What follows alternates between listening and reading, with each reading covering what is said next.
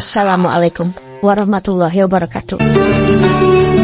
Pada suatu hari yang cerah, di sebuah desa kecil, terjadi sebuah sengketa antara dua orang, seorang pengembala dan seorang pemilik kebun.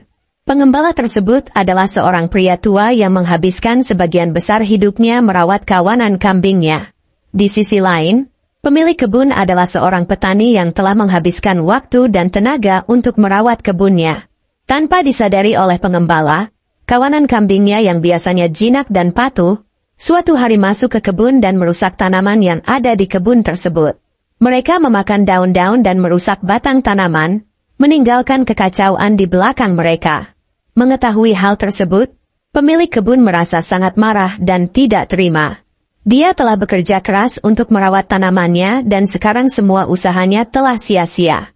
Dengan hati yang berat, dia kemudian melaporkan masalah tersebut kepada Nabi Daud, yang pada saat itu adalah pemimpin mereka, untuk meminta penyelesaian masalah. Nabi Daud, dengan hikmah dan keadilannya, kemudian menaksir nominal harga kambing dan jumlah kerugian pemilik kebun. Setelah melakukan perhitungan, ternyata nominal harga kambing dan jumlah kerugian pemilik kebun adalah sama. Oleh karena itu, Nabi Daud memutuskan bahwa kambing-kambing tersebut harus diberikan seutuhnya kepada pemilik kebun sebagai ganti rugi atas tanamannya yang dirusak. Setelah mendapatkan keputusan dari Nabi Daud, keduanya pun pulang dengan hati yang lebih tenang. Meskipun mereka masih merasa sedih atas apa yang telah terjadi, mereka merasa lega karena masalah mereka telah diselesaikan dengan adil.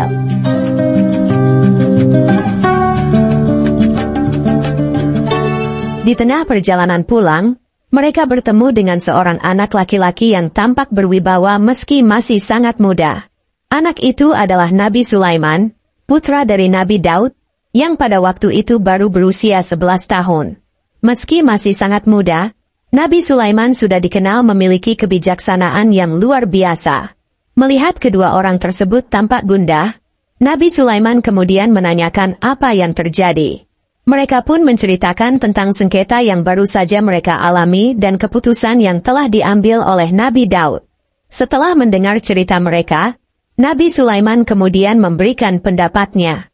Menurutnya, kambing-kambing tersebut seharusnya diserahkan sementara kepada pemilik kebun.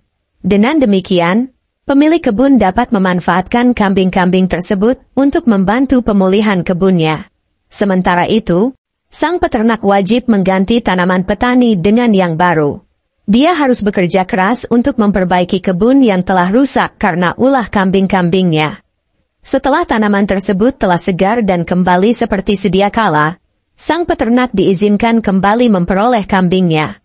Dengan demikian, tidak ada pihak yang dirugikan.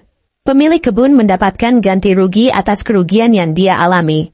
Sementara sang peternak mendapatkan pelajaran berharga untuk lebih berhati-hati dalam menjaga kambing-kambingnya.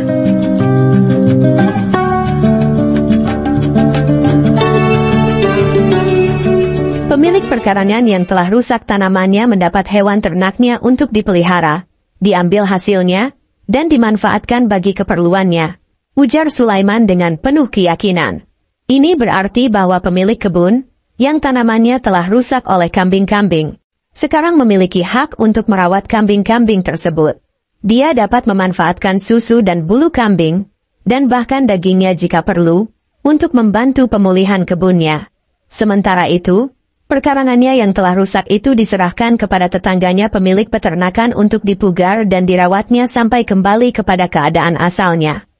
Ini berarti bahwa sang peternak, yang kambing-kambingnya telah merusak kebun, sekarang memiliki tanggung jawab untuk memperbaiki kebun tersebut. Dia harus bekerja keras untuk memastikan bahwa tanaman di kebun kembali segar dan subur seperti sebelumnya.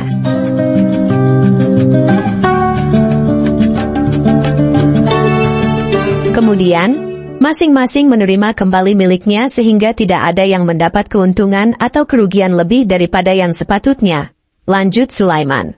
Ini berarti bahwa setelah pemulihan kebun selesai, kambing-kambing tersebut akan dikembalikan kepada peternak, dan kebun akan dikembalikan kepada pemiliknya. Dengan demikian, tidak ada pihak yang mendapatkan keuntungan atau kerugian yang tidak adil dari situasi ini. Mendengar penjelasan Sulaiman, Nabi Daud merasa bangga dan memuji kebijaksanaan putranya. Ia pun sepakat dan memilih keputusan Sulaimanlah yang tepat dan adil. Sang peternak dan petani pun merasa puas dengan keputusan ini. Para hadirin yang menyaksikan persidangan pun merasa kagum dengan kecerdasan putra Daud. Padahal, saat itu Sulaiman masih sangat muda. Namun kebijaksanaannya sudah melebihi orang-orang yang jauh lebih tua darinya.